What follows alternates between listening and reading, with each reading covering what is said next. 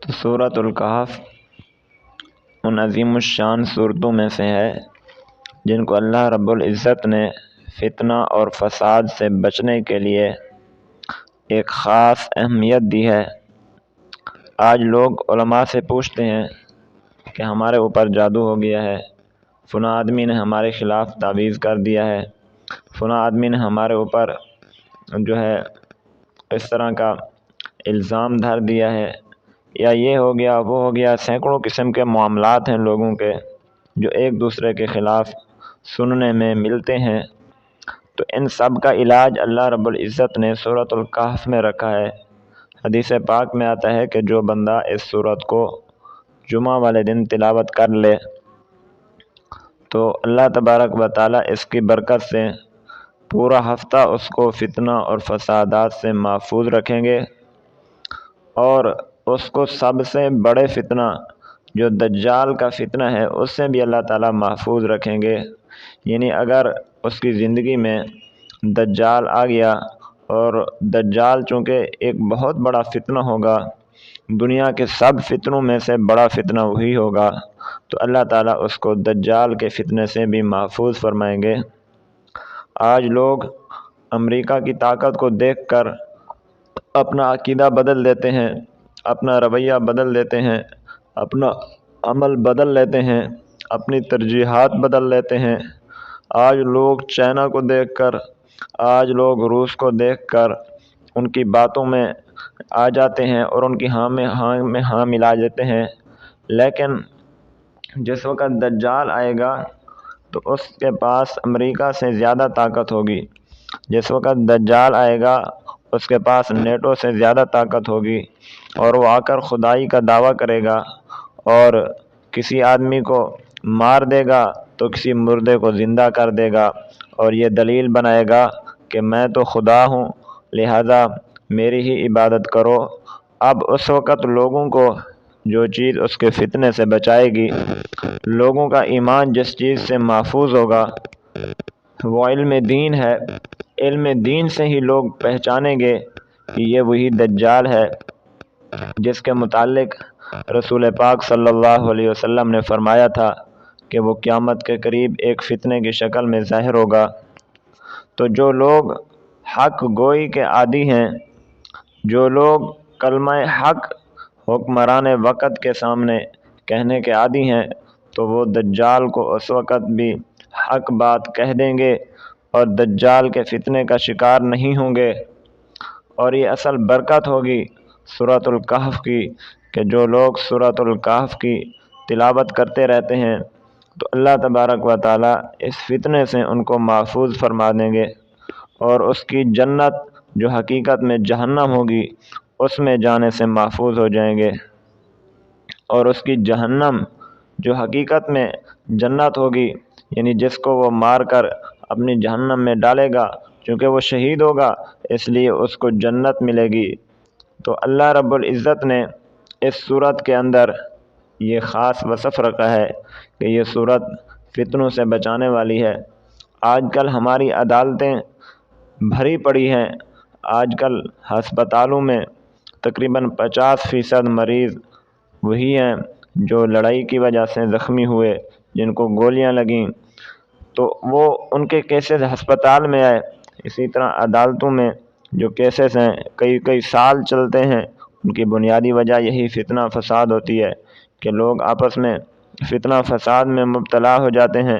لوگ لڑائی میں مبتلا ہو جاتے ہیں تو پھر عدالتوں کا رخ کرتے ہیں۔ تو اس کی وجہ سے، انہی فتنوں کی وجہ سے، انہی لڑائیوں کی وجہ سے ہمارے پاکستان کا ایک بہت بڑا پیسہ ججوں کی تنخواہوں پر صرف ہوتا ہے، سرکاری وکیلوں کی تنخواہوں پر صرف ہوتا ہے، عدالت کی تعمیرات پر خرچ ہوتا ہے، اور اس کے علاوہ ہماری عوام کا بہت بڑا پیسہ جو ہے وہ ان مقدمات کو جیتنے کے لیے صرف ہوتا ہے۔ تو جو بندہ سورۃ الکہف پڑھ لیتا ہے تو یہ سارے اخراجات سے، ان سارے فتنوں سے اس کی جان چھوٹ جائے گی۔ آج کل ملک میں ایک اور دھندا جو عروج پکڑ چکا ہے وہ پیری مریدی کا ہے کہ جعلی پیر عوام کو کس طرح دھوکہ دے کر پھنساتے ہیں، کسی کو کیا بات کہہ دی، کسی کو کس بات میں لگا دیا، کسی کو کس طرح کا دھوکہ دے دیا، میاں بیوی کا آپس میں جھگڑا کرا دیا، ساس بہو کا آپس میں جھگڑا کرا دیا، یہ سارے فتنے یہ تو ہیں۔ تو ان فتنوں سے بچانے والی صورت جو ہے وہ سورۃ الکہف بھی ہے۔ یہ صورت خود بھی پڑھیں اور جمعہ والے دن اپنے گھر کے اندر بھی اس کی تلاوت بچوں کو بھی کرائیں، بڑوں کو بھی کرائیں، عورتوں کو بھی کرائیں، مردوں کو بھی کرائیں۔ اللہ تبارک و تعالی آپ کے گھر کو نور سے بھر دے گا۔ اللہ تبارک و تعالی اس صورت کی برکت سے آپ کے گھر کو خزانوں سے بھر دے گا۔ اللہ تبارک و تعالی اس صورت کی برکت سے آپ کے گھر کو بیماریوں سے محفوظ فرما دیں گے۔ اللہ تبارک و تعالی اس صورت کی برکت سے آپ کے گھر کو جنات کے سائے سے محفوظ فرما دیں گے۔ تو قرآن پاک کی کوئی بھی صورت ہو، اس کی ایک تو اجتماعی فضیلت ہے، وہ تو پورا قرآن پاک ہے جو اس کی فضیلت ہے، اور اس کے علاوہ قرآن پاک کی خاص صورتوں کو اللہ تبارک و تعالیٰ نے ایک خاص فضیلت دے رکھی ہے جو دوسری صورت کو حاصل نہیں ہے۔ تو انہی صورتوں میں سے ایک صورت جو ہے یہ سورۃ الکہف ہے کہ اللہ تبارک و تعالیٰ نے اس صورت کا نام سورۃ الکہف اس لیے رکھا کہ کہف عربی میں کہتے ہیں بڑی غار کو، جو پہاڑوں کے اندر غاریں بنی ہوتی ہیں، تو جو ذرا کشادہ غار ہو، ذرا بڑی غار ہو، اس غار کو کہف کہتے ہیں عربی میں۔ تو چونکہ اس صورت کے اندر اللہ رب العزت نے اصحاب کہف کا واقعہ بیان فرمایا جو رسول پاک صلی اللہ علیہ وسلم سے تقریباً 350 سال پہلے کا واقعہ ہے، تو سورۃ الکہف کا نام اسی لیے رکھا گیا کہف کہ وہ اصحاب کہف تھے جو چونکہ اللہ رب العزت کے وہ خاص بندے تھے، اللہ تعالیٰ کی توحید کی وجہ سے ان کو وطن چھوڑنا پڑا، وطن سے ہجرت کرنی پڑی، اپنے رشتہ داروں کو چھوڑنا پڑا، اپنے کاروبار کو چھوڑنا پڑا، اور ایک غار میں انہوں نے جا کر پناہ لی۔ تو اللہ تبارک و تعالیٰ نے ان کو یہ عظمت دی کہ ان کے اس غار کے نام سے موسوم اللہ تبارک و تعالیٰ نے یہ صورت آپ صلی اللہ علیہ وسلم پر نازل فرمائی۔ اور یہ صورت اس وقت نازل فرمائی جس وقت مکہ کے لوگ آپ صلی اللہ علیہ وسلم کے پاس آئے اور امتحان کے طور پر پوچھا کہ اے اللہ کے رسول ہمیں روح کے متعلق بتائیے کہ روح کیا چیز ہے۔ اسی طرح اور بھی سوال کیے، تو اسی طرح آپ صلی اللہ علیہ وسلم سے انہوں نے اصحاب کہف کا واقعہ پوچھا کہ اے اللہ کے رسول اگر آپ کی نبوت اور رسالت سچی ہے تو آپ کو اصحاب کہف کے متعلق علم ہونا چاہیے۔ تو پیارے پیغمبر صلی اللہ علیہ وسلم نے ان کو فرما دیا کہ میں کل آپ کو بتاؤں گا کہ اصحاب کہف جن کا پچھلی تاریخ میں ذکر ہے وہ اصحاب کہف کس طرح کے لوگ تھے، کیا تھے۔ تو آپ علیہ الصلوۃ والسلام نے جب ان سے وعدہ فرمایا تو آپ نے انشاءاللہ کا لفظ ساتھ نہیں فرمایا، تو اس لیے اللہ تبارک و تعالیٰ نے یہ صورت اور یہ واقعہ آپ صلی اللہ علیہ وسلم پر جو فوراً بیان فرمانا تھا اس کو 10-15 دنوں کے لیے مؤخر فرما دیا، اس بات پر تنبیہ کرنے کے لیے کہ ایک مسلمان آدمی جو ہے اس کی شان اور حالت یہ ہونی چاہیے کہ جو بھی کام کرے یا جس کام کا ارادہ کرے تو اس کام کو انشاءاللہ کے لفظ کے ساتھ بولے کہ میں انشاءاللہ کل یہ کام کروں گا۔ اگرچہ آدمی کو امید ہو کہ کل میں یہ کام کر لوں گا، یہ کام میرے لیے آسان ہے، تو پھر بھی انشاءاللہ کا لفظ بولے۔ انشاءاللہ کا معنی ہوتا ہے اللہ کی مشیت، یعنی اللہ کی مشیت کے ساتھ میں یہ کام کل کروں گا۔ تو جس کام کے ارادے میں آپ نے اللہ کی مشیت کا ذکر فرما دیا، اللہ تعالیٰ کا ذکر فرما دیا، تو اس کی برکت یہ ہوگی کہ وہ کام آپ کے لیے آسان ہو جائے گا۔ تو آپ صلی اللہ علیہ وسلم کے وسیلے اور واسطے سے اللہ تبارک و تعالیٰ نے قیامت تک آنے والے لوگوں کو یہ سمجھا دیا کہ جو کام بھی کرنے کا ارادہ ظاہر کرو تو اس کے ساتھ انشاءاللہ کا لفظ بولو۔ تو 10-15 دنوں کے بعد تقریباً یہ آیت آپ صلی اللہ علیہ وسلم پر نازل ہوئی، جس میں اللہ تبارک و تعالیٰ نے تفصیل کے ساتھ اصحاب کہف کا واقعہ بیان فرمایا ہے، اور آپ صلی اللہ علیہ وسلم نے پھر مکہ کے لوگوں کو یہ واقعہ بتلایا